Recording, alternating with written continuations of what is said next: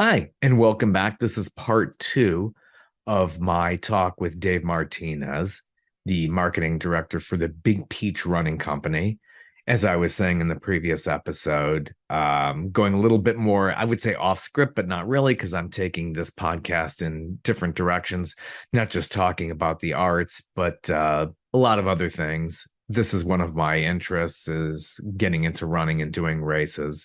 A little bit of my history is that I've been into doing the races now for now we're hitting the eighth year now. I've been running for many years, but didn't really get into the races until about 8 years ago or so.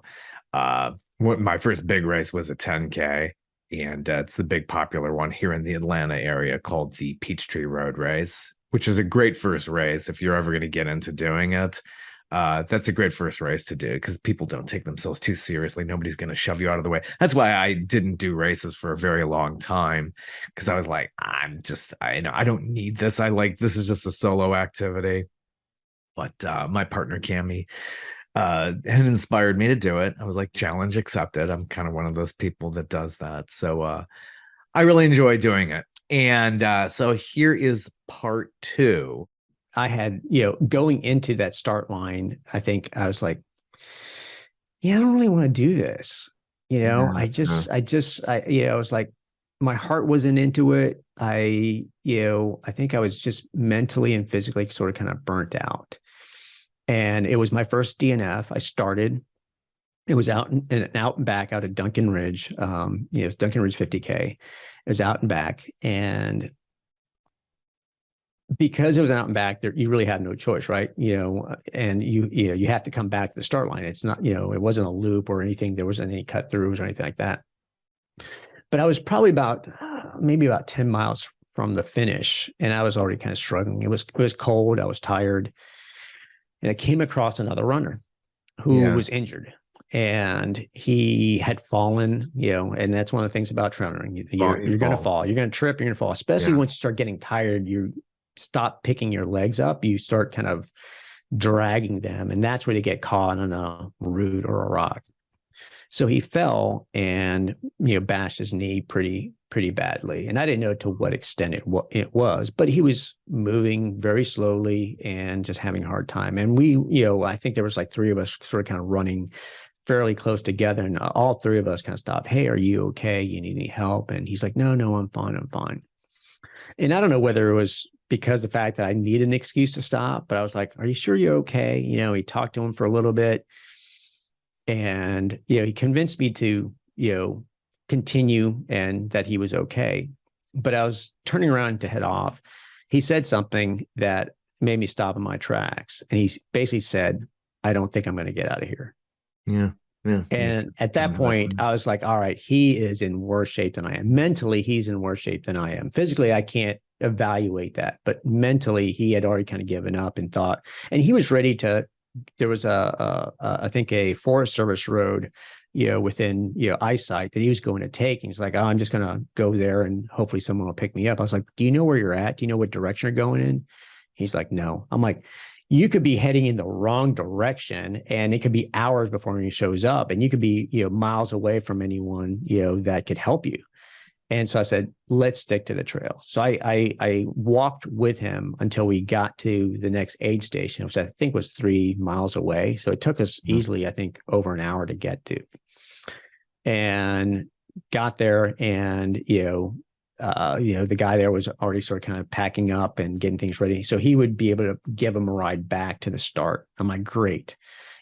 Put a warm blanket on him, gave him something to drink, and made sure he was okay and was taken care of. And it was my intention then to, regardless of what, my finish time would be, was to continue going forward, even though mentally I was kind of over it. And the volunteer asked me, says, hey, do you want something to drink? I'm like, well, yeah, I'm kind of cold. Do you have any like hot soup or broth or something like that? He goes, I don't. I've got coffee. I'm like, great, I'll take coffee. I just want something warm. And he hands me a styrofoam cup, right? And I grab it in my hand, and I can't keep it steady. Sure. My hands are shaking because of the cold. I had not realized that I was probably had early onset, hypothermia. Sure. And couldn't keep warm. And at that point, he's like, get in the car, threw a blanket on me. So that was my first DNF, It happens. you know, Yeah. and I ended up seeing the one guy that was injured. I saw him like I think 6 months later at another trail race, and yeah, he was injured. I think he had a stress fracture of some sort, got diagnosed or whatever. And yeah, we ran into each other, and he was very grateful that I was able to kind of help him out. And I'm like, that was worth it. I was like, that DNF, it was Yeah. worth it. If I It's helped him totally out, okay. yeah, yeah, Yeah. yeah. I mean, it So happens. Yeah, you don't make every single race. There are a few that I had a crap down on. It's not a great word to use, but there are a few that I haven't shown up to, and it's totally fine. I mean, you got to listen, like they always say, always listen to your body. So, how are your knees doing throughout all this? Like you were originally saying years prior, like, oh, my knees were always bothering me. Did you just work that out? Did you ever have them x-rayed? no, never had them actually because I never had an issue. And it's one of those things that I learned. And the only time I had an issue to go back, when I was training for my first marathon, which happened to be the Atlanta Marathon back when the track club started doing it. And it was the first year that I think it was 2011 when they did Hmm. it at Atlantic Station. Yeah, I heard they did And it and then. Yeah. and they had the one at Atlantic Station. There was a marathon. They did a relay. Since then it's now the 10 miler or something like that became, and they don't do one in October. But at that time, it was they did it for a couple of years. They had it at Atlantic Station in October, and so I'm training for it. And a couple of weeks beforehand, I think I was doing like an 18, 19 mile run, and I think it was supposed to be a 20-mile run total. And all of a sudden, I start having pain in my knee. Side of my knee starts. I'm like, what is going on? Yeah. And it was the IT band, you know, and at that point I didn't know much about it. I'm like, I'm so close, I mean, race is like 2 weeks away. I'm like, I'm just going to rest it, and you know, and it'll work itself out. I just probably just overtraining. Ran a little bit, just to keep my running up. I didn't completely take time off, but it was all recovery, and that was all part of the training plan. Was there would be, a kind of what, there's a term. It's not recovery. It's another term I forget. But it's the same thing. You decrease your mileage, and you rest You up for the taper big day. down. Is it Taper. taper? That's the word. Taper. Yeah. Yes. So it was a taper. Yeah, I was going in a taper anyway.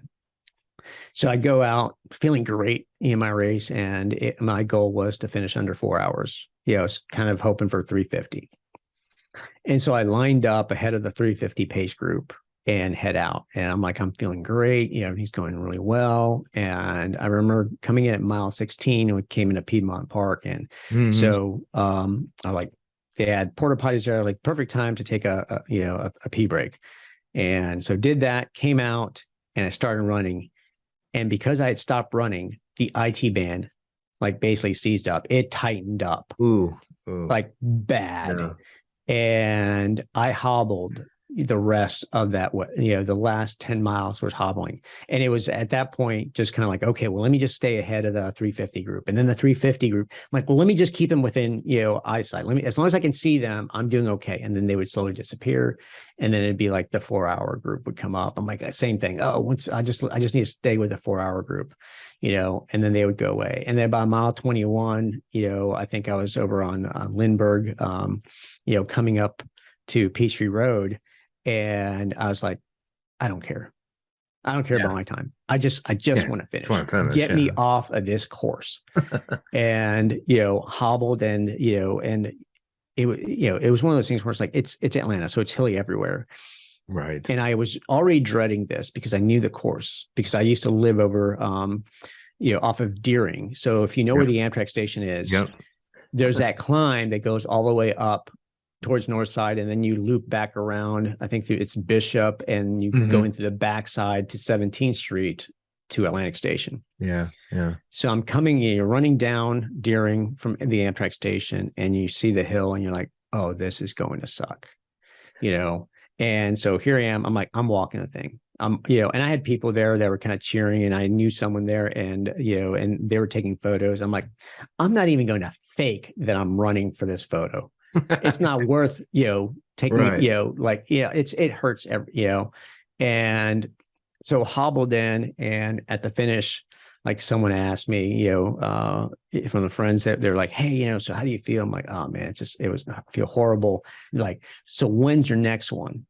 And I'm like, right You didn't now think is about probably not the best time to ask me that question because it's definitely going to be based on how I feel right now. And that could possibly change, but I'm not in the frame of mind to answer that, except to tell you honestly right now how I feel. And so it was after that, getting back to your real question about the knee, where I started kind of like, okay, well, what is an IT band?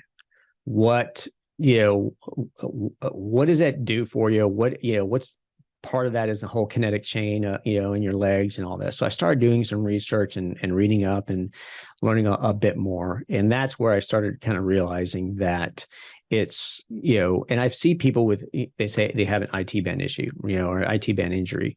And, we sell braces and bands and things to help, with that. But what a lot of times what we tend to do, and this is what I tend to realize back then and apply it now when, especially when I was working in a store, is that we tend to put band-aids on the symptoms. We try to address the symptoms and not the root of the cause, right? So by putting a band around your knee helps alleviate some of the pain, but it doesn't resolve the root cause of that. And so I was able to do some research and find out that potentially the root cause of that is muscle imbalance, yeah, and yeah, that it ends up being it's in the glutes.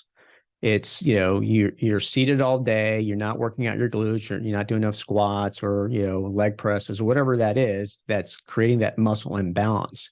The fact that also, the road isn't completely flat, you tend to run and it's sort of off camber a little bit, especially on the sides, that causes that side of the leg to maybe, overextend over, the other leg. And so after that, it became, a point where I wanted to sort of be aware of those things. So I started doing more leg strengthening exercises. So that ended up going away. I never had issues with the IT band for several years. It wasn't until recently, I think, that I started feeling that little kind of niggle right there in the IT band. And I was like, okay. I was like, yeah.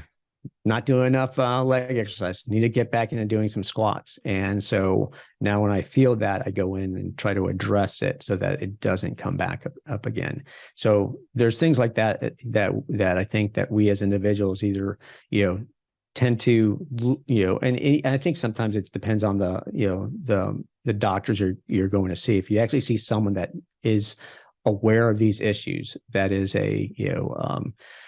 that knows runners and they're Right. aware of how to address these. If you go to a general practitioner, they're probably not going to know. They're just like, stop running. You don't need to be running. It's bad for your knees. But if you go to someone, physical therapist that actually treats runners, they'll be able to diagnose the issues and provide corrective exercises to rehab and to so that you can recover, but also down the road is to be preventative, right? To prevent that Right. injury from reoccurring. So that's one of the things that I ended up doing. So I don't have problems with my knees anymore. I mean, I'm sure down the road as I get older, that's always a potential, but right now I have no issues with my knees or anything else. So, yeah. Yeah, So that's that's how I got important. over it. Yeah. It really is. I'm probably going to be doing some PT in a few weeks. I've had basically what's called a sports hernia. It's not your classic inguinal hernia. I actually had a CT done, everything. I was like, because I felt like I was having GI issues maybe with that. I think it was just kind of nerves feeding off of that. Like, oh my God, I might not be able to run anymore. And I'm getting nervous about this. Once I saw my general practitioner, we did the CT, I really calmed down. And then I just saw my orthopedist who said, just, don't stop running. It's not the running that's doing this. You go to PT and you'll have the regular exercises. So you are actually treating it, not just like putting band-aids on it. So PT is very important. Yeah. And I mean, for me, because, like I said, once I started, getting back to how I got into running and eventually crossed over into running, working for Big Peach Running Company, is that, I needed that sort of a career change. I needed a steady paycheck. And at the time, because of the economy, that wasn't really happening. I didn't have enough freelance jobs to help pay the bills. So I was like, I need something, steady. And I enjoyed the culture and the people, at Big Peach Running Company. So I'm like, all right, let me start working here. So I started just kind of, part of it was the interest that I had in running, and having access to other people that helped motivate me and inspire me, but also access to equipment and gear and knowledge from people, people that had more information than I did. So being around individuals like PTs that would come in or things like that, I was able to ask them questions or talk to trainers and, become a little bit more educated about how I train and, how to prevent some of these things. And so that's kind of where I really was able to benefit in my, I think my athletic resume in improving. So, little by little, I started kind of growing with the company, got promoted to be a manager, then a general manager. And then after several years, I think it's about 7 years ago, that's where everything sort of kind of comes together, because during that time period, I was still doing a lot of things that from my past, whether it was, design work, print work, video, things like that, that I was kind of volunteering, kind of throwing into the mix and saying, well, what if we did this? What if we did that? And, I was doing photography as well professionally. And so, taking photos of different things and sharing them with, the things that we were doing for Big Peach, and writing a blog, for my photography business, and just doing all these things that, created my own website and just things that you do as a entrepreneur. Right. And all that kind of crossed over to her. All of a sudden it's like, hey, we've got a marketing director's position that's open. Is that something you'd be interested in? Cool. And I'm like, absolutely. Because now it takes all these things that I've done over the last 30 years, all these different skill sets from video production, camera editing, motion graphics, photography, writing content, blog post, social media, all that, was able to kind of bring that all together into my current position and the current career that I have. And it's still an ongoing process, still a learning process. And so that sort of kind of brings me to where I am now. And so looking back at it, it's like there's so many different paths and that I could have taken, or directions that sort of kind of led me to where I am right now. So I'm grateful for all those experiences that I had, because feel like I'm in a much better place. Even before the pandemic, I was working from home and had, a lot of flexibility to train, to do different things. Now we've gotten, like I said, I've always sort of kind of considered myself more of a cyclist more than I have, a runner. And it's sort of, for me, it sort of kind of changes by season. Back when I was, doing 50Ks, I would call myself more of a trail runner, and then, other times I call myself a triathlete, and so it sort of changes. And now I'm sort of kind of back to that. I think I'm more of a cyclist, partially because we've now started selling bikes. Two of our stores are selling bikes. So those two stores are referred to as Big Peach Ride and Run. So kind of combining two different athletic type of endeavors that share some similarities. And like I said, for me, I do both. I enjoy both. So, and there's probably people out there that do the same. But once again, it comes to the quality of service, and I think a lot of people, we found that many people that come into our stores the first time as a runner are very intimidated. Just as you said at the beginning of this podcast, that when you talk to another runner, you think they've been running since like high school, and that's really not the case, right? And so a lot of people feel intimidated, thinking that, well, I'm not a real runner. I just started running, or I'm going to be judged, or and I'm not going to feel comfortable. And once they come in, they realize that's not the case. The way that they're treated, the way they're greeted, the way that we talk to them, we don't talk down to them. We talk to them and we explain the process so that they feel invested in, the fit process. And we explain as much as we can without getting overly technical, right? So, for them, that ends up being a great experience. And I feel the same thing happens in the bike world. People come in and they need a bike, but they don't know much about bikes, right? And it can be very intimidating, especially when you're talking about spending several $1,000s on a bike. So they may feel, well, I'll just, buy some at like Walmart or something. And or some big box store, and they may not get what they want because they haven't had that personalized service. But at the same time, going to a specific bike shop, they feel, well, I don't race bikes, and everyone there, I'm sure, races bikes on the weekend, or every day, and they're, ride, to and from work every day, and probably putting 1,000 miles, a week. So once again, getting into that aspect of that side of this new business is to reduce that intimidation. Based on our service, I think people will know that, they're not going to be judged. They shouldn't be intimidated, that we're here to help them and provide them a great experience so that they can enjoy, a new activity if they're new to cycling, or if they're already a cyclist, that they just get the best bike that they possibly can to enjoy it even more. So I find myself now doing a bit more cycling, only because I have different things that I'm sort of kind of looking in and getting into. You can see behind me, I've got a bike. That's it's a nice a one. recent, it's a recent one I just got a few weeks ago. I actually bought it used. I got a great deal on it. It has less than 200 miles. So it's a brand new, it's a 2023 bike with less than 200 miles on it. So it's almost brand new. And it's a gravel bike. And I don't know much about gravel. I've done some mountain biking. I've done road biking. So this is sort of like the right smack in the Yeah. middle. And for me, it's been an interest in the how gravel bike has become this new category within cycling that is such a groundswell of participants and awareness around it. And I'm intrigued by it because I'm like, why is that? At first I was like, well, I get it. No one wants to ride on the road. Riding on a gravel, type of road where there's less traffic, it's just going to be safer. And I figured that was the appeal of it.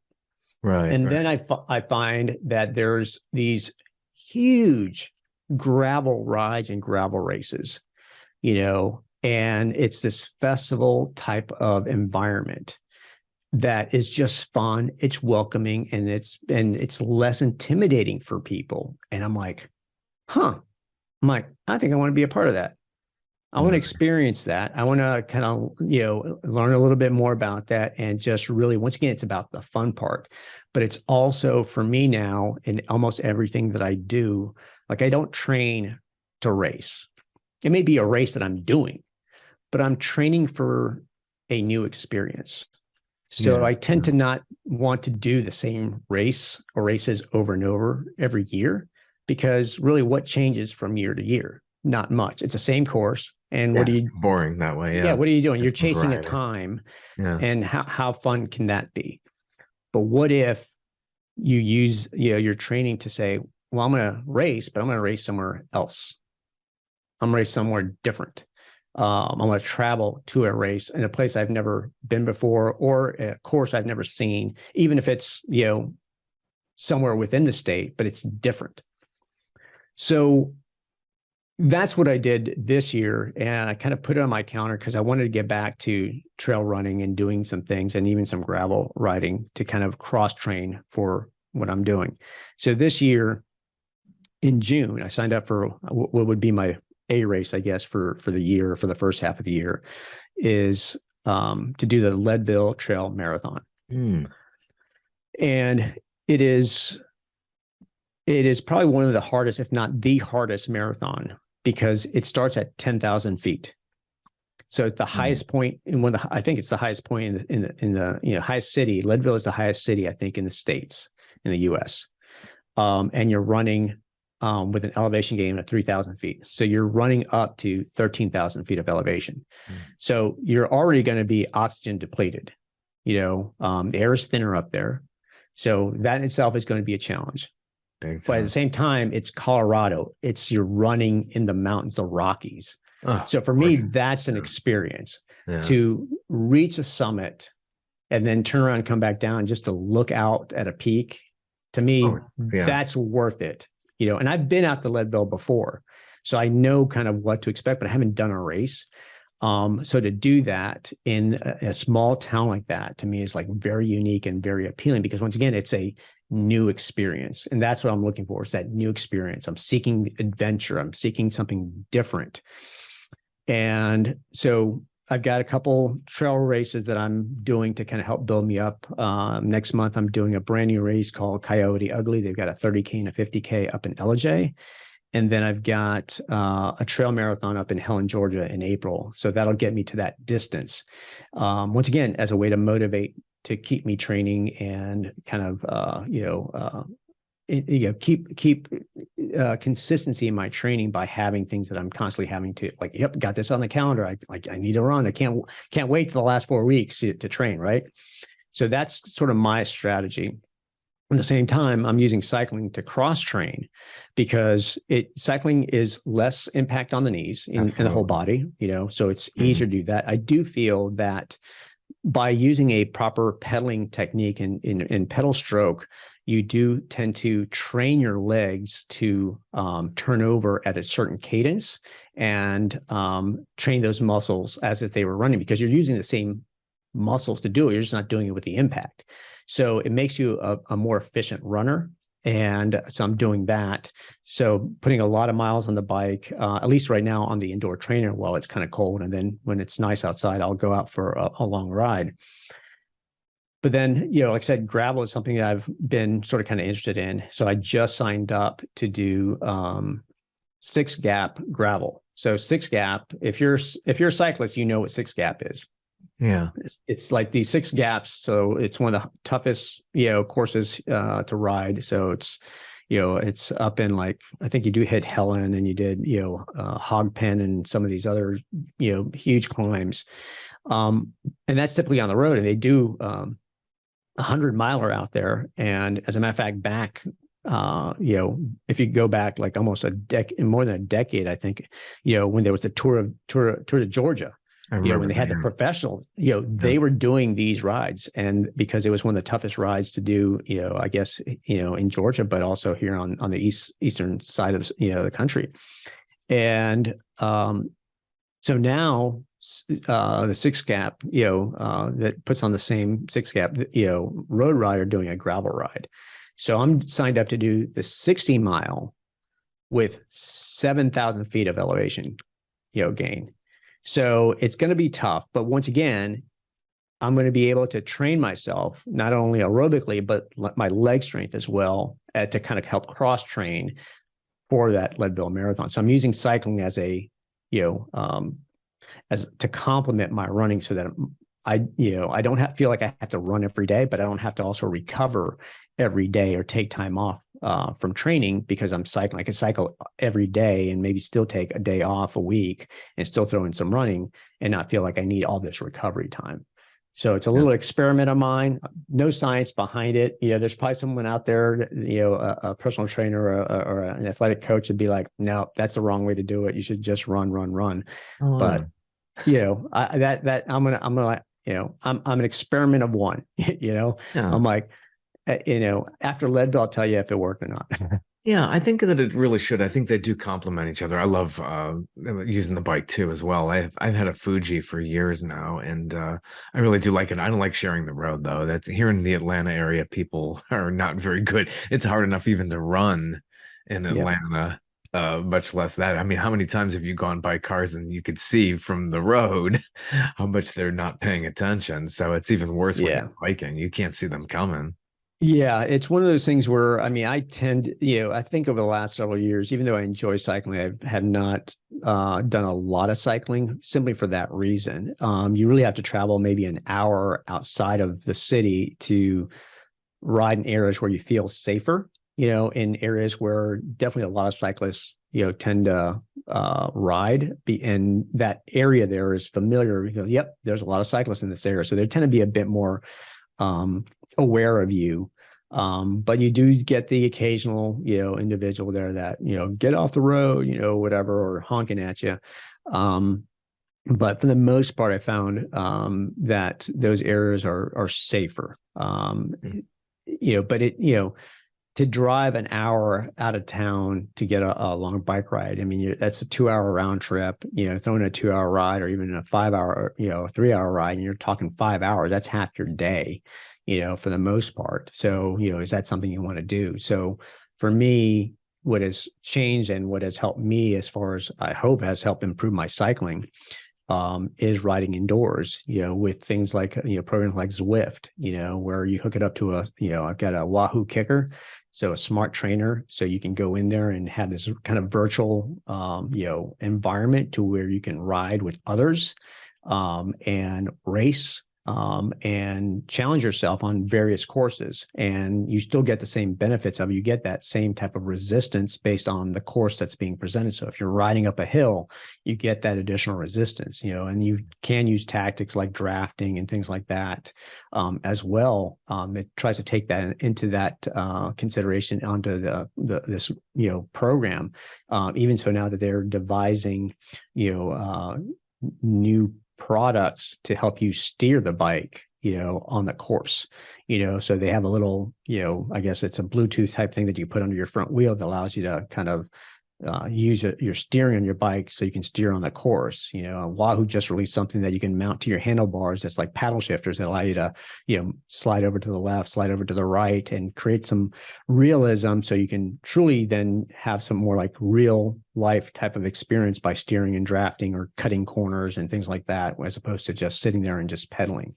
So it's interesting. I think that's going to evolve. And I think especially during the pandemic, when a lot of racing, especially in Europe, came to just didn't happen. I mean, Tour de France didn't happen during the pandemic. I think it was only last year, or the year before, where they kind of started back up. So they had a virtual one. They had virtual races where they had pros doing that. So that opened up a whole new category, and now it's like this esports type of racing. Even I think, I think some of the teams, professional teams, have now used Zwift to recruit some of their new riders. So every year they do a special week or two where they, anyone can participate, but based on that, they kind of get people to sign up and say, hey, you want to be a pro? Then try your hand at it, do the workouts, and depending on your numbers, you get invited to a camp. And you ride with some of the pros, and you could end up being on a professional bike team, racing in Europe, which I think is kind of cool, because previously the only way you could do that is having a huge long resume, starting out as as a junior, probably racing in junior type of categories, all the way through doing crit races and traveling. And now you could be a 25-year-old who just maybe has the athletic genes and maybe just good physical fitness, and on an indoor bike, and all of a sudden you can end up riding the Tour de France 6 months later. Yeah, that's kind of cool. It is. It's not for everyone, but that's kind of cool to see that. Oh, it totally is. So Big Peach it's a great running store. How many units do you have now? It's a different kind of running store too. It's not like you're just going to go in there and buy shoes. It's like you do gait analyses and all kinds of things. You really talk with the customers. So here in the Atlanta area, I know a lot of communities have these kind of shoe stores, running stores too, and cycling. How many units do you have? So we have, at this point, we have 9 locations. We've added 2 over the last year. We have a most recent location is coming. And then the year before that, we added Cartersville. So we're really kind of expanding more into the outside of Atlanta. But we have, location Alpharetta, Brookhaven, Decatur, Kennesaw, Marietta, Midtown, and Suwanee. In addition to the Cartersville and Cumming location. So, I mean, it's one of those things that, for us, we realize, that not everyone's feet are the same. So when people ask, well, what's a good shoe? What shoe do you recommend? It's really, like we recommend all of them based on a variety of different things. One, what's your foot shape? Because that will make a difference. Not all shoes are created the same with the same foot shape.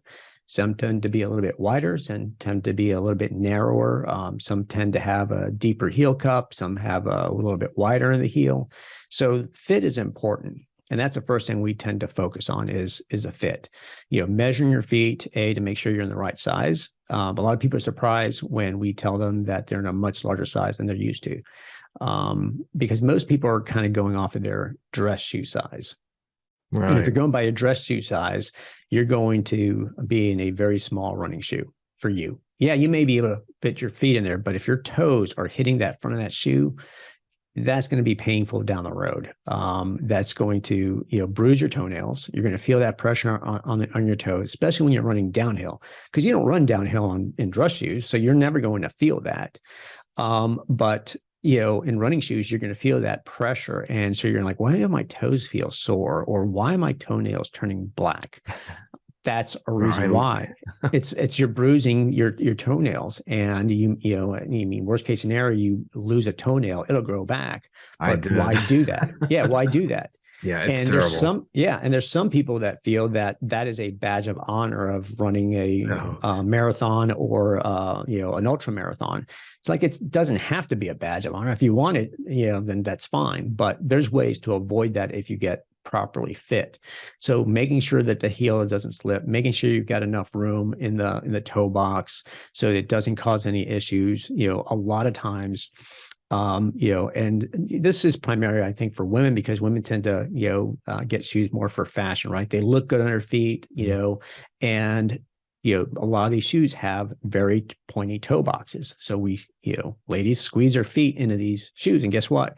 Your shoes are not pointy. They tend to be very broad at the ends of the toes. And all of a sudden, if you start squeezing your toes inward, that's where we start having issues like bunions, Yeah. and your feet don't look like they're supposed to look because of years, decades of squeezing them into shoes that, are not really designed for a foot shape. They may look good, but they are not necessarily built for comfort, or for function, to allow proper function of your feet. So we look at all those things. We look at, arch type. If you have a higher arch, we're going to look for shoes that we know tend to be maybe a little bit narrower in that area. That's going to provide a little bit more arch support, or that are just naturally have more arch support. And then we also, basically we want to talk to you. It's like, what are the current issues that you're having?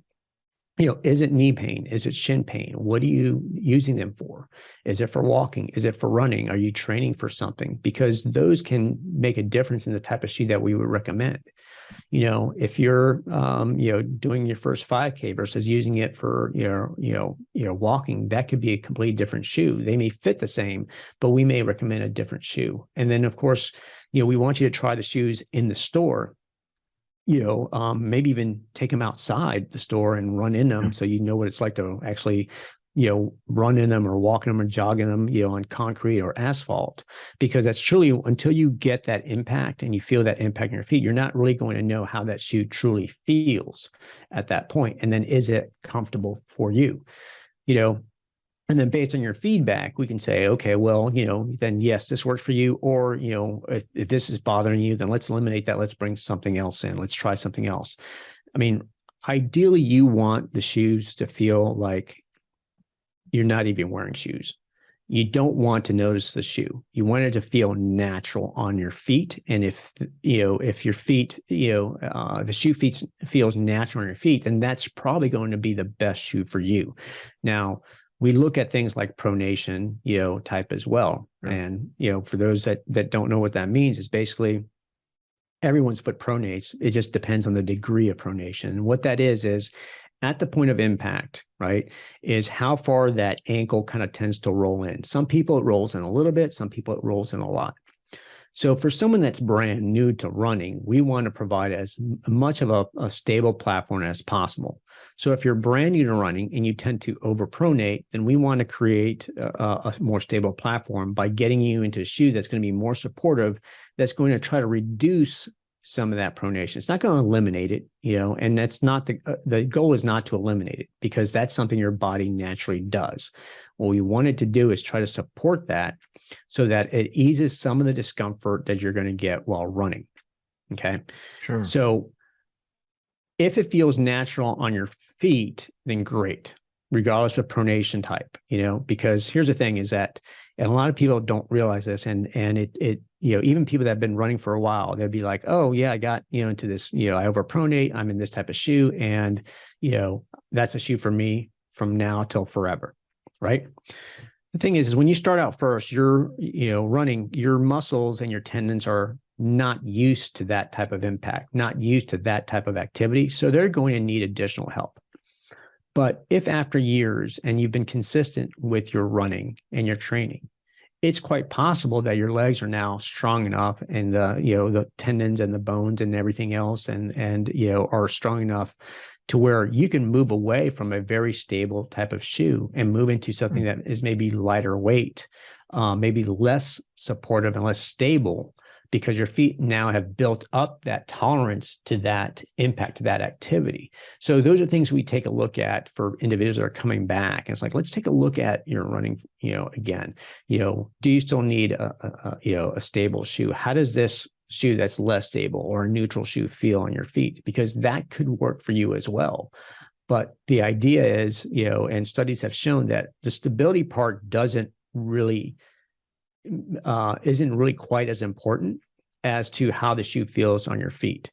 But the shoe has to feel comfortable on your feet and natural on your feet. And sometimes it's going to take a while for a different shoe to feel that way naturally if you're very new to it. Think of it like breaking in a leather glove in baseball, right? It's going to feel stiff. It's not going to feel great. Sure. But you break it in, all of a sudden it just feels real soft and supple and just molds to your hand and just feels great. Same thing can end up being with a different type of shoe, because your feet have now been accustomed to that impact, to that. But for individuals that maybe, they do the Peachtree Road Race and that's the only race for the entire year, then yes, if that's the only time you break out your running shoes, then yes, whatever shoe you're typically in, it's probably best that you kind of stick with that shoe. But we're there as consultants to help kind of guide you, to what's going to be a best option for you, but also for those individuals that have maybe started out doing a 5K and they're moving up to a half marathon or marathon or a triathlon or an ultra or trail running, or they have some sort of, like I said, a niggle where it's like, oh, it's an IT band issue or it's shin splints or something else. We're there to kind of, once again, consult them and say, well, it could be these things, but you probably should see a specialist. You probably should see, a physical therapist, or it's nutrition that they're having issues with. Those are things that we're experienced in. And, it's not a perfect science because everyone is individual, but we can certainly make recommendations to things and products that's going to help them based on our own knowledge and experience. Whether, it's like I said, if you're doing an ultra marathon, what type of hydration pack, how do you want to carry your water? Do you want to go handheld? Do you want to go carry on your back? And there's a lot of different things like that, we can obviously help. And once again, it's for us to guide people to make the best decision that's going to work best for them. And that's what they're there for. And that's one of the reasons why, a lot of people says, oh, you're a salesperson or something like that. And like it's a title, but it's not our title. We refer to everyone that works in our store at whatever level as a guest advocate, because that's what we do. We advocate, we're an advocate for them, for every individual that comes in the store. We want the best, for them to continue to, whether it's running or walking, but to, live a healthier and more active lifestyle. And a lot of times people stop running, like I did myself, because it hurts, it's painful. And some of that could be because you're not in the right shoe. So if we can get individuals into the right product and the right gear, that's going to make, a physical activity easier for them, then we're an advocate for them, for that change, for whatever, goals or, interests that they may have, and also hopefully improve their health as well. Yeah, a lot of good, cool swag in there too. One big thing is I just got my phone into an Otter box, and I'm looking for something to actually, so I don't have to keep taking it out of the Otter box every time. Which I've been doing for years. I hate doing that. Yep. You guys don't have anything like that to like actually just go around that, it clips on. We do, yeah. Like, I mean, there's, I think the brand is Nathan that we carry, and they sell a lot of different accessories. And one of the things that they sell is, phone holders, so that you can strap them to your arm, and there's a variety of different things. I mean, some people like putting them on their arm. Some people use like a little pack around their waist, like a little Velcro type of pack that's stretchable, so you can put a phone there if you want to, prefer to wear it there as opposed to on your arm. So there's a lot of different products that we can suggest for that. But yeah, I'd say bring it into one of the stores, bring the phone, and let's open up the packaging and see if it fits. Yeah, it's a really cool store. I love going in there. I usually go to the East Cobb one. I picked up Hmm. my race numbers there sometimes for some of the races near there. Yep. So some really cool races near there too. I did the Possum Trot there last year, Yep. which is by the river, by the Chattahoochee River for those who are in the Atlanta area. But thank you so much for dropping by. Big Peach Running Company. Where are you on the web, and where can we find your podcast? So yeah, it's bigpeachrunningco.com on the website. And like I said, we've got our Brookhaven and Midtown stores are our two ride and run shops. So inside the perimeter, and yeah, you can find us there. Find us on social media as well. Just search for Big Peach Running Company, and we'll pop up on any search browser, or just Big Peach, and we'll pop up. And as far as a podcast, yeah, it's Big Peach Ride and Run. I mean, you can find the podcast almost on any platform at this point. I know we're on the Apple Podcasts, Spotify, Amazon, Google. So yeah, just do a search for Big Peach Ride and Run podcast on any of your favorite podcast app, and yeah, we'll pop up. It's a lot of fun just being Yep. as a runner and everything. I wanted to always include this with my podcast. And so thank you so much for participating. Well, I I really appreciate appreciate you it. asking. Yeah, I enjoyed it. It's yeah, a lot of times during the podcast, I get to learn and talk about other people and kind of get inspired by them. And sometimes I forget that I'm one of those individuals that I can help others as well through my own journey and what I've gone through as well. So glad to be on the podcast. Appreciate it so much. We'll see you soon. All right, thanks, Bob. Well, I hope you really enjoyed it. And like I said, this is kind of more of a self-interest kind of thing. So until next time, I really hope you're enjoying the podcast. Peace out.